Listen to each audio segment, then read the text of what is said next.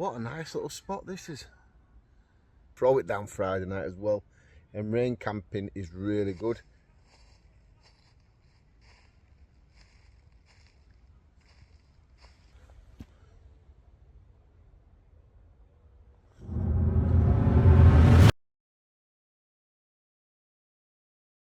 Braving a raging thunderstorm while camping is a test of will, but what happens when the fury of nature is overshadowed by a lurking legendary terror? Tonight, we explore a solo camper's night of mounting dread in the heart of Bigfoot country. This story will make you question what's truly out there in the deep, dark woods. Let's descend into this unsettling tale. Here we go.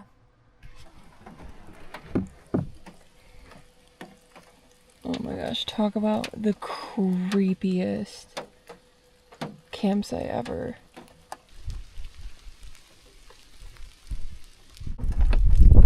Let's go, come on.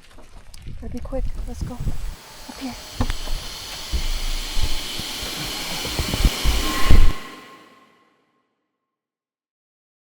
Meet the creator behind the YouTube channel, Roaming Reckless. Through her channel, she shares her experiences as a solo female traveler, often camping in remote and beautiful locations with her trusty canine companion Tazzy. Her adventures are typically inspiring and scenic, but one fateful trip into the mountains of North Georgia would test her courage in ways she never anticipated, blurring the line between a foul-weather challenge and a primal, folkloric nightmare. The adventure began under the threat of a looming storm. Seeking refuge and information, she made a stop that would change the entire tone of her trip, a local Bigfoot museum. Initially intrigued by the lore, her playful curiosity soon shifted to genuine unease as she was confronted with cabinets of evidence. I didn't expect so much proof, like DNA proof.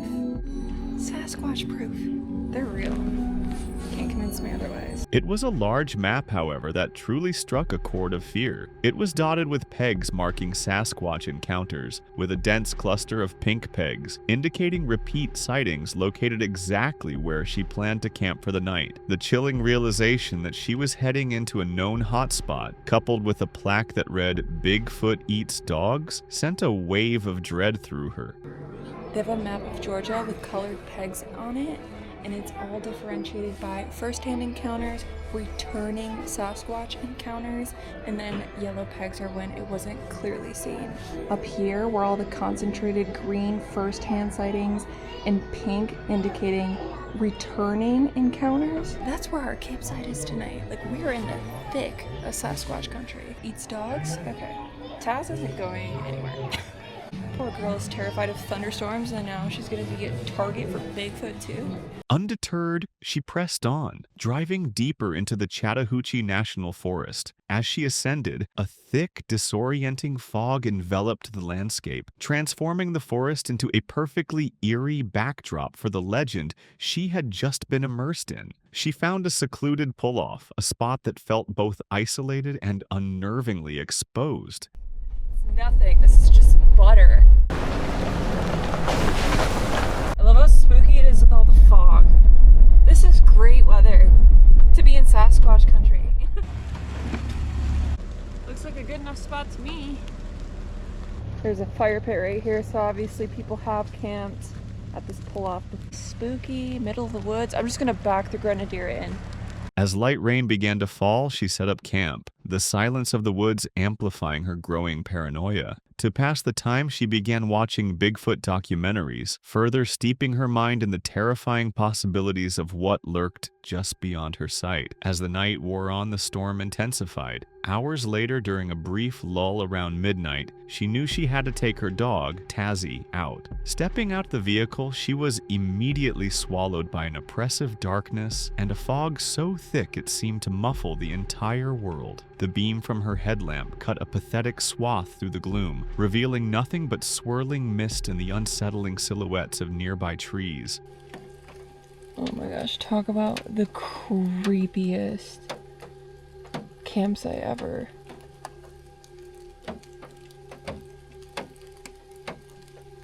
You guys, how creepy is this?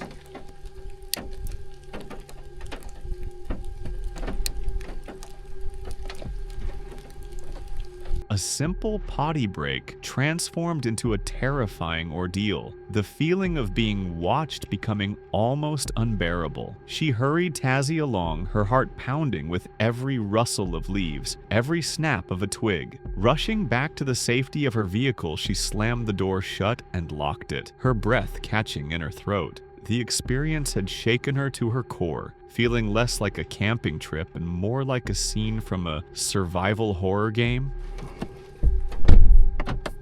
That was like a horror video game. That's what that felt like.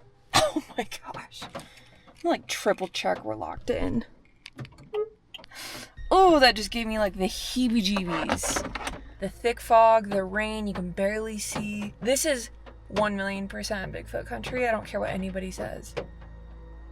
If they're Sasquatch, I get why they live in the North Georgia mountains. Peering out into the impenetrable blackness, she couldn't escape the feeling that the North Georgia mountains were home to more than just deer and bears. The thick fog wasn't just weather. It felt like a curtain, hiding something ancient and unseen. The rest of the night passed with the roar of the thunderstorm, but the true terror wasn't in the lightning or the thunder. It was in the suffocating silence between the booms, in the profound darkness of the fog, and in the chilling question of whether she and Tazzy were truly alone. Was it merely her overactive imagination, fueled by the museum and the documentaries? Or, in the heart of Bigfoot country, did something truly monstrous watch her from the misty shadows, waiting for its moment? We may never know what lurked just beyond the reach of her headlamp, and perhaps it's better that way. What's more terrifying than the unknown? For many, it's the certainty of knowing you're not alone, and that whoever is out there with you means you harm. We'll look at one of the most chilling encounters a camper has ever documented.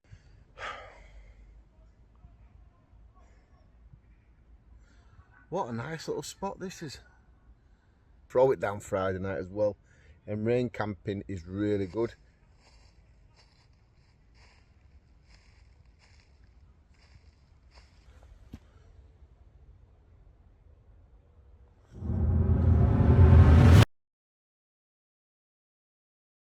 Meet the creator behind the channel, English Woodsman, an experienced outdoorsman who shares his passion for solo camping and wild bivvying. Through his videos, he takes viewers into the heart of the English wilderness, sharing bushcraft tips and the simple joys of a night under the stars. His content is usually a calm and relaxing escape into nature. But on this particular trip, intended to be a final camp before a short break from YouTube, the peaceful woods would turn into a theater of psychological terror, pushing the seasoned camper to his absolute limit. The video begins with the woodsman explaining his plan for a quick bivvy camp before taking a week or two off from his channel.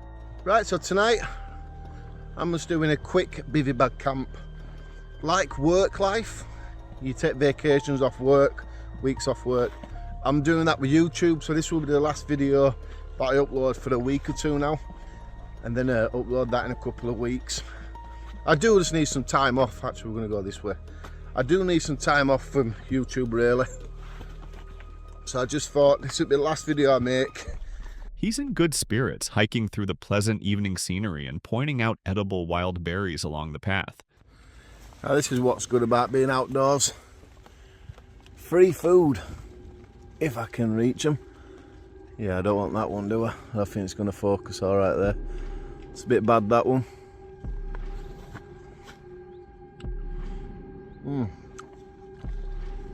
Very nice.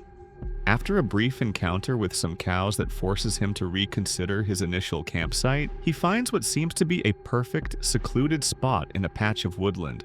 Let's see how far they come. Right, the cows have made their way into that field. Yeah, even if they don't make their way now, they will do later. They are in that field. I'm not waiting.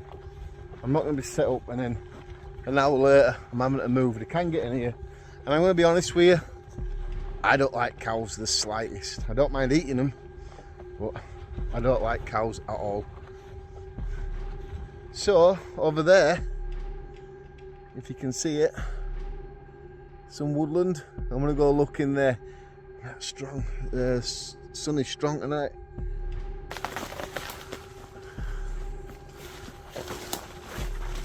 I think it's like a nice little spot. We've got the sunset in that direction. Whew, slightly out of breath walking up that bit of a hill. Very unfit, Daniel. That area. There's been a bit of a fire there previously. But this looks nice.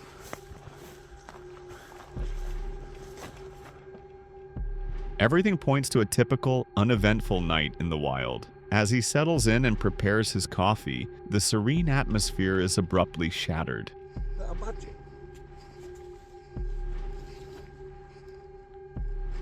Hello?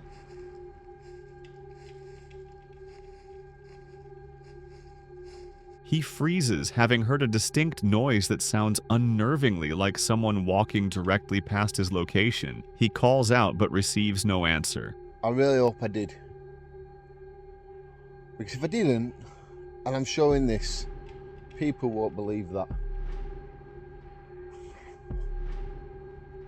Just my heart's beating a bit quickly.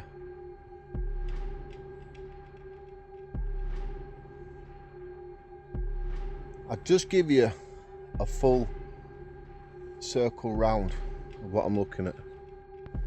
Now, apart from them in the distance playing whatever they're doing, whatever sport they're doing, football or something, I've just heard like someone walked literally past me.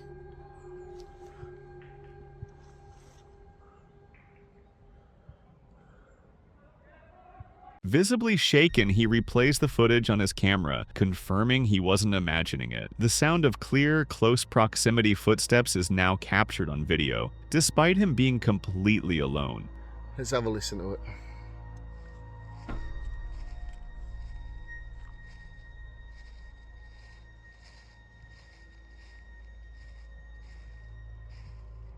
Is that a badger?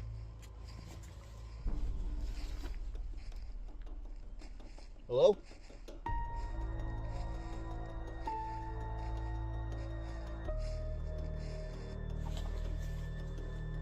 So let me know in comments, did you hear that noise? I heard it, I played it back, I can hear it. But because I heard it, I don't know if it sounds louder than it is. It's just one of these things where you just need to go, find the reason. Let me know in comments below what that sounded like. Because I'm convinced it sounded like someone walking past me very, very clearly as day, that one. This single, inexplicable event transforms the peaceful woods into a place of menacing uncertainty. Trying to dismiss the unnerving event, the woodsman attempts to distract himself by cooking his dinner, a packet of intensely spicy noodles. I'm going to cook my noodles. That'll take my mind off things. The reason why I'm using this is I don't want to be putting chili noodles in the jet boil. So if I bring this with me. But the feeling of being watched lingers. The piece is broken for a second time as the exact same walking sound returns, just as clear and just as close as before. There's that noise again now.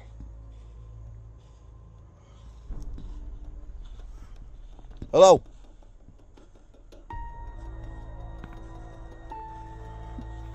Hello? You got to better hear that. Panic begins to set in. He acknowledges that while hearing a noise once can be dismissed, hearing it a second time feels deliberate and deeply unsettling. Look at the colour of that. I am nervous. I'm not going to lie.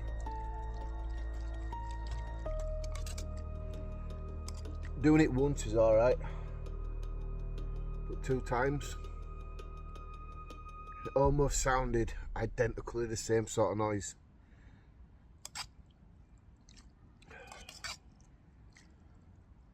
I don't like this. I don't like this spot. I don't like any of this. The spice from the noodles offers a brief, painful distraction, but his senses are now on high alert. Because, Jesus Christ. Every rustle of leaves, every snap of a twig now carries a heavy weight of dread. He finds himself constantly scanning the darkening woods, expecting to see a figure emerge from the trees at any moment. I'm listening out for noises now. Bloody hell, these are spicy little sheds. Sorry for that swearing. Wow, these are so spicy.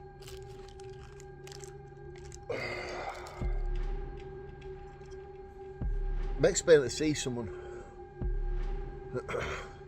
just walk past in like a camouflage suit. As the last of the daylight fades, he sets up his sleeping gear, trying to convince himself to shake off the fear and get on with the night. Right, so this is my equipment, what I'm going to use. I'm just going to set up and get on with night. Air mat, bivy bag, and then my 200 sleeping bag. I don't need anything too thick tonight. It's not cold at all. So I'm pretty relaxed. I'm just going to shake it off and get on with night. Just as a sliver of calm returns, the noise happens again, this time sounding like a quick, sharp footstep. I've just heard the noise again, but not as much. I didn't want to turn the camera on, okay?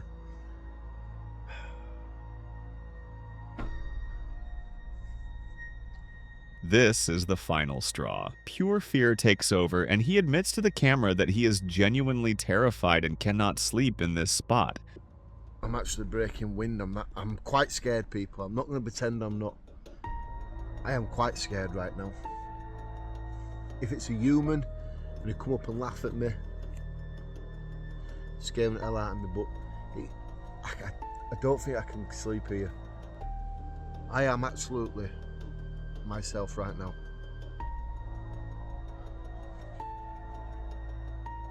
I'm only talking to you guys because it sort of like helps me a little bit.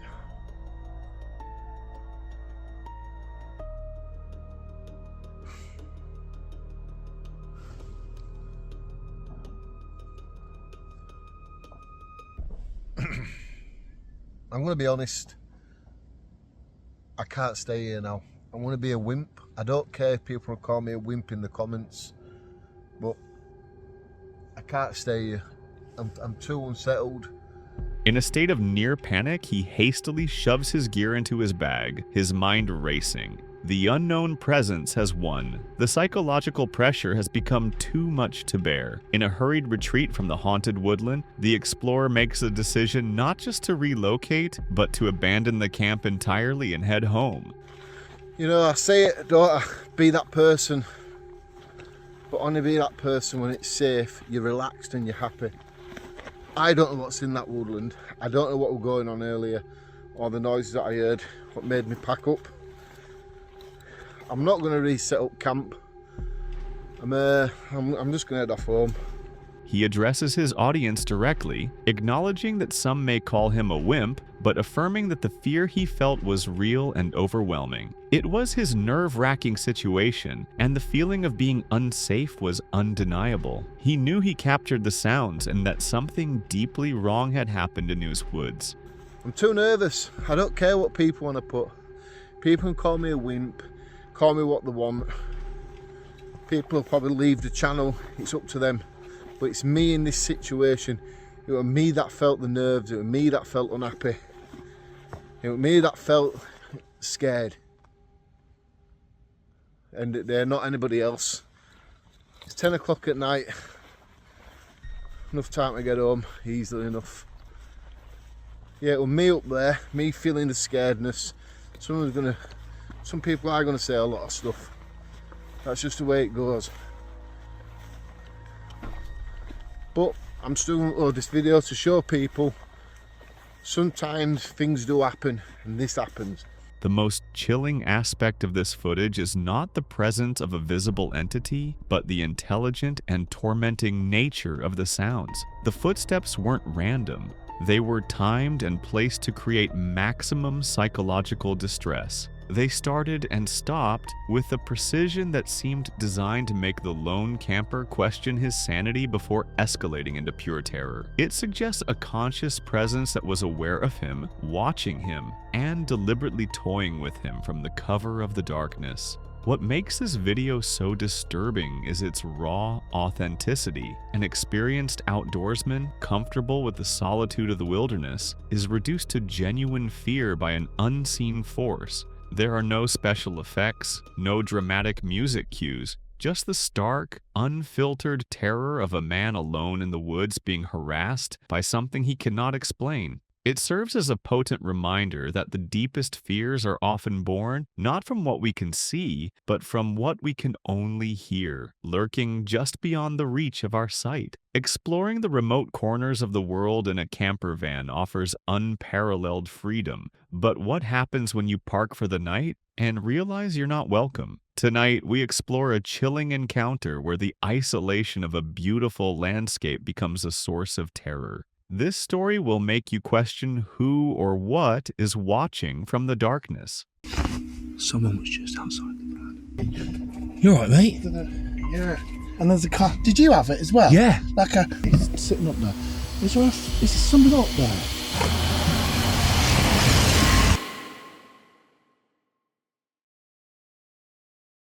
Meet Brendan, the creator behind the YouTube channel Brendan Explores. Alongside his friend Steve, Brendan takes his viewers on incredible journeys, seeking out the most beautiful and secluded spots for the perfect camp. His videos capture the spirit of adventure, from cooking meals in the wild to hiking through stunning landscapes. Brendan's travels showcase the joys of life on the road, but one night, a trip into the picturesque Peak District would take a dark turn, reminding them that some places hold dangers that have nothing to do with the wilderness itself. After a long day of exploring, which included a challenging and ultimately abandoned hike to a bomber crash site, Brendan and Steve found what they thought was the perfect place to spend the night. A quiet, remote park-up in the Weaver Hills. The location boasted breathtaking views and a profound sense of peace. As dusk settled, they cooked dinner and prepared for a quiet night, completely unaware that they were being watched and that their peaceful sanctuary was about to become the setting for a sleepless night of fear. Just as he was settling down to sleep, a sudden, sharp noise from right outside the van shattered the tranquility.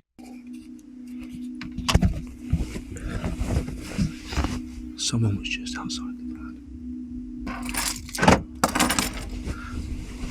Oh. Instantly on alert, Brendan checked on Steve, one who had also heard the unnerving sound. Peering into the darkness, they saw a car parked nearby, its presence inexplicable and deeply unsettling. You alright, mate? Yeah. And there's a car. Did you have it as well? Yeah. Like a. Yeah. Well, I'm looking at you, mate. There's a car pissing about up there.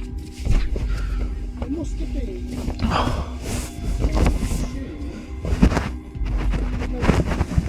They were hit by the van. The silence of the remote hillside was no longer comforting. It was now filled with a creeping sense of dread and the horrifying realization that they were not alone. Their anxiety escalated when they spotted a light on the brow of a nearby hill, seemingly fixed directly on their vans. What he's doing up there, he's the one Hang on. worrying me a little bit. Yeah, hang on. Well, he's got something to say. What time is it? You stay away from my van. Honestly, when I heard that car go past, what were they doing? I don't know, but we've got somebody up there who's got a big spotlight on. he's our problem. Because he's just driving. Jesus. So what are they playing at up there then? Is that light up there? Just stalking us. It's if it's sitting up there with the headlights on. I'm trying to figure out what I'm looking at. Are you? Yeah, like whether it's a vehicle or not. It felt deliberate, an act of surveillance that turned them from campers into targets. The isolation that had drawn them to the spot now felt like a trap. The situation worsened when a Land Rover suddenly drove past them, its occupants making it clear they were aware of Brendan and Steve's presence, turning the silent threat into a direct and unnerving acknowledgement. That noise. Here he is.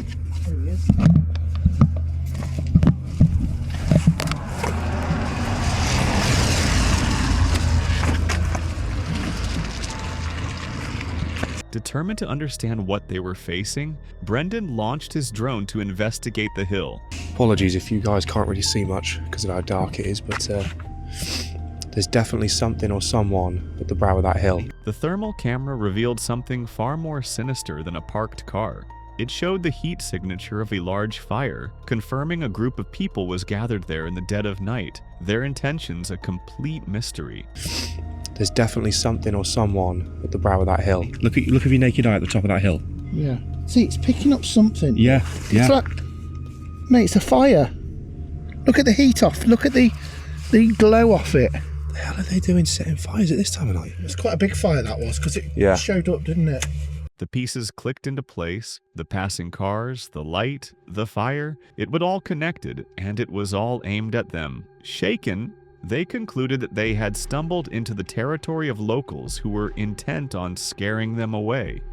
That Land Rover. So, conclusion in a nutshell is that we're going to carry on staying here. We're going to kind of disregard that a little bit. At least we know what the initial sound was that sounded, well, quite honestly, horrific in the middle of the night. Despite their fear, they made the tense decision to stay put. Hoping the intimidation wouldn't escalate into violence, they agreed on a desperate plan. To use the van's horn as an alarm if things took a turn for the worse, a fragile safeguard against the unknown threat lurking in the darkness. Tell you what, if there's anything going on, just hit the horn, alright? Yeah, alright, mate. That's the best way of dealing with that. Alright, I'll see you in the morning. Well, I'll see you in a few hours. Although Brendan and Steve made it through the night without a direct confrontation, the question of what could have happened lingers. Who were the people on that hill, and what were their true intentions? The encounter is a chilling reminder that the greatest dangers in the wild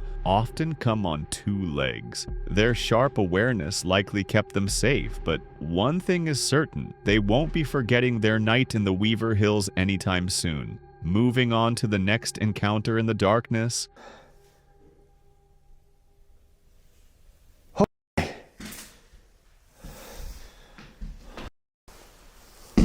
Holy fucking shit. What the fuck?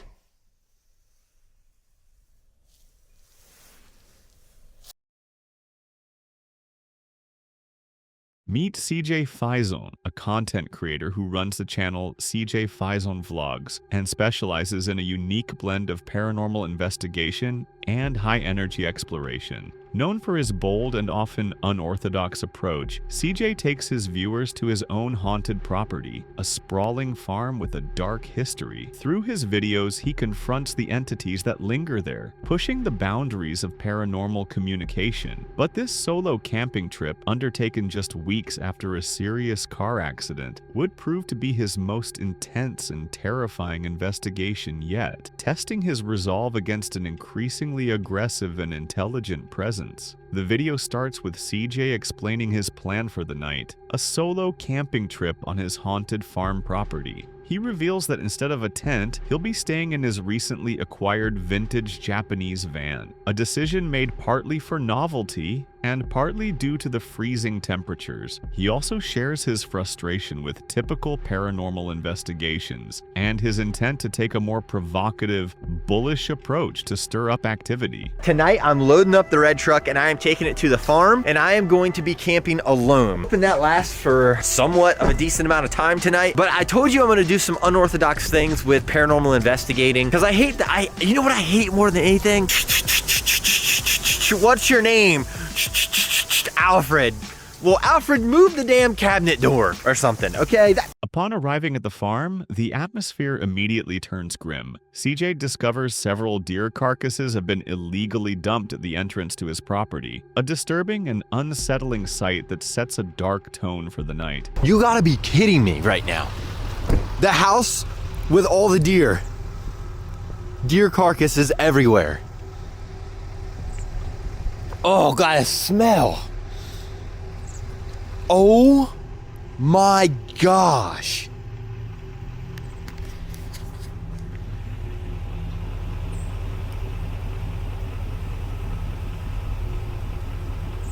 This real-world violation blurs the line between human threat and supernatural malice. As he surveys the property, he notes that windows on one of the abandoned houses are now open, adding to his unease. Oh, we got windows open now, where we did not have windows open before.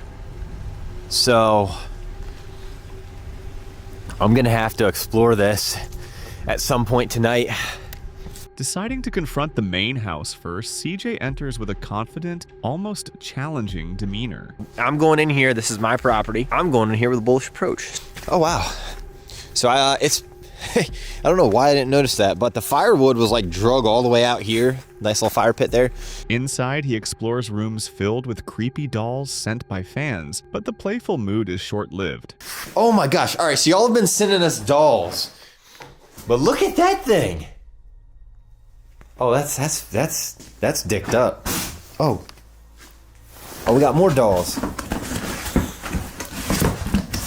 Oh my. Ooh, that one kind of smells a little bit.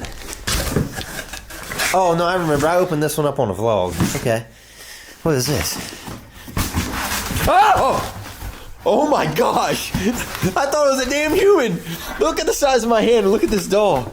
Oh my gosh! After hearing a noise, he moves to investigate a specific room where his friend had previously experienced unexplained phenomena. The tension escalates dramatically when an unseen force violently throws an object across the room, narrowly missing him. Get the f*** out of here right now! Oh my gosh! Oh!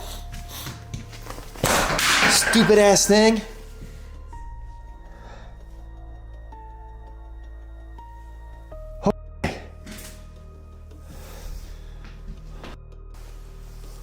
Holy fucking shit.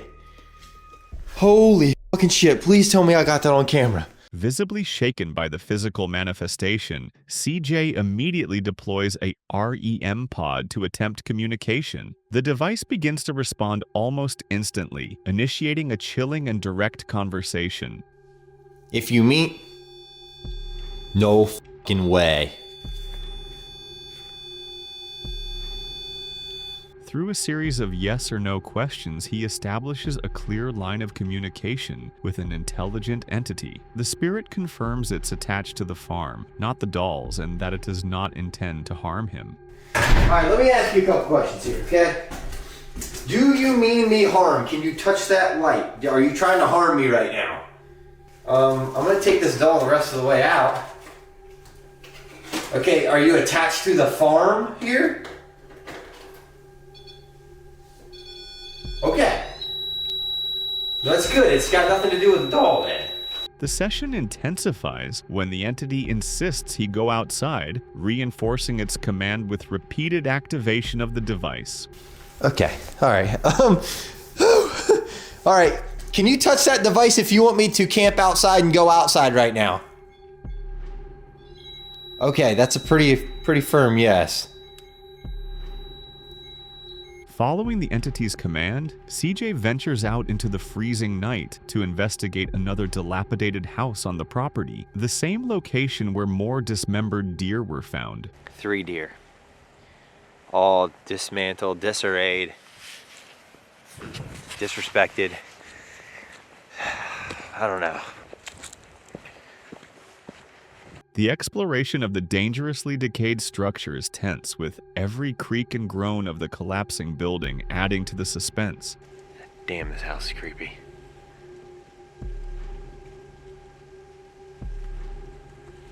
I'm gonna be really lucky if this thing doesn't like collapse on me. So I'm gonna go ahead.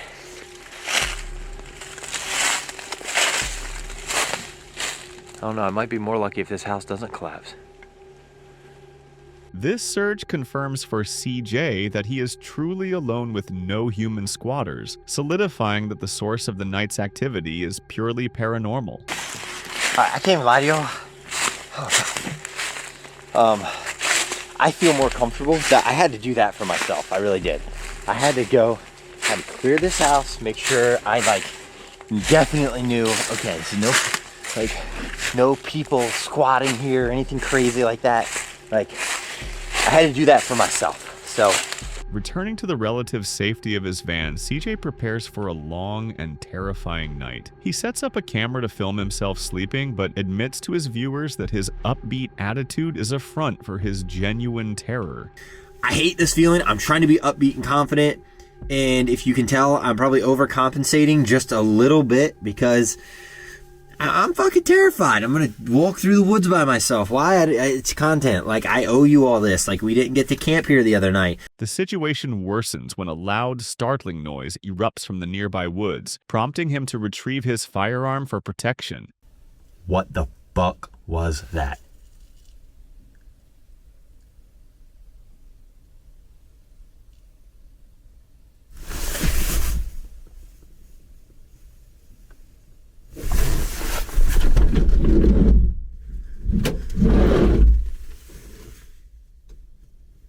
Hello?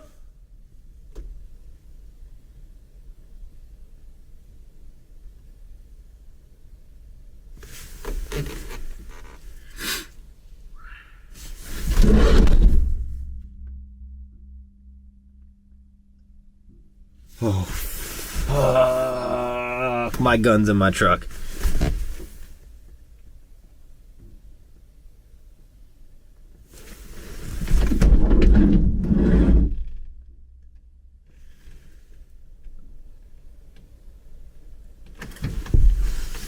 He then makes the fateful decision to bring the REM pod into the van, placing it on the dashboard as he tries to settle in. The REM pod, and I gotta say, I don't know about you all, I'm creeped out. I'm ready to go to bed. This is probably the dumbest idea I've had, is to do a REM pod in a van, alone, while I'm sleeping, or trying to sleep, or right before I go to sleep, I should say. So The activity inside the van becomes immediate and aggressive. Sticks and branches begin hitting the roof, and the REM pod flashes incessantly. The investigation reaches its terrifying climax when CJ asks if the spirit is now inside the van with him, and the device immediately responds in the affirmative. Oh shit, did you just get in the van with me? Oh fuck, I know I should have left that damn door closed. Are you here in the van with me? Can you touch that red light? Make that noise go off. Okay, are you saying that you're getting in the van right now by touching that device? Touch that one more time if you're in the van with me. The entity communicates that it wants the van door left open, an instruction CJ cannot follow. Overwhelmed by the cold and the relentless close quarters haunting, he turns off the equipment and attempts to get some sleep. I'm turning it off. I don't even care. I'm cold, I want to go to sleep, I'm a little crotchety. It's around Christmas time, I'm about to be like the Grinch, so fuck off. Kiss my ass. Throughout the night, his camera captures the ongoing ordeal. The most jarring moment occurs when a loud, unexplained crash inside the van jolts him awake in a state of sheer panic. What the fuck?